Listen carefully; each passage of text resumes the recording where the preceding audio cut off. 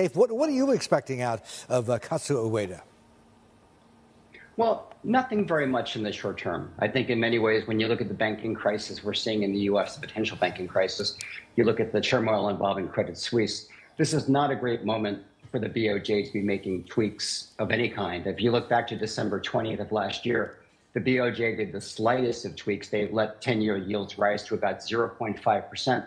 Global markets went crazy. So I think in many ways, he will get to his office, take a deep breath, look around, look at the lay of the land, figure out the extent to which the BOJ has basically grown its balance sheet to $5 trillion, which is bigger than Japan's entire economy, and figure out how to mull some kind of exit from 23 years of quantitative easing. So I don't expect much in the near term, but certainly later in the year, we could see some interesting fireworks.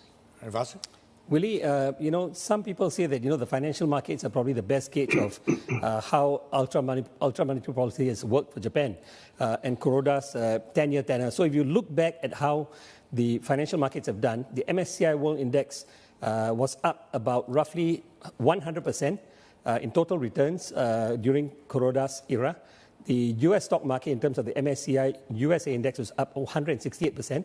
The Japanese stock market was only up 39%.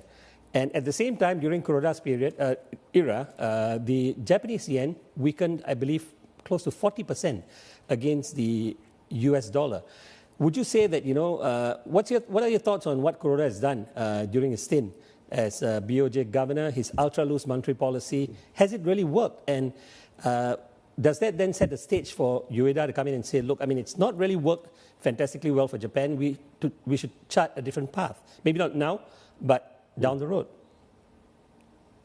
Well, those of us who have been paid in yen these last 10 years have not been happy, as you suggest there. I think that the Kuroda era, 10 years in, is, I think he's done okay.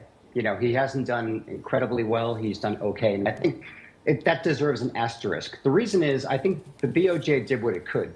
But I think when Kuroda was hired in 2013, the promise was that the former Prime Minister Abe would basically unleash this reformist big bang. He was going to be Margaret Thatcher, Ronald Reagan combined. He was going to loosen labor markets. He was going to reduce bureaucracy. He was going to catalyze a startup boom. None of that ever happened. I think Abe just assumed that the BOJ weakening the yen 30, 40%, flooding the zone, the bond market and the stock market would create so much liquidity, so much corporate profits that those spoils would trickle down. It never happened. And I think one of the reasons why you're seeing inflation right now in Japan is not because of the BOJ or Kuroda, Vladimir Putin. It was really Putin's war in Ukraine that increased global commodity prices. Japan is importing inflation, so it's bad inflation. So I think that Kuroda did the best he could with the tools he had, but in some ways he got conned by the government, which didn't meet him halfway.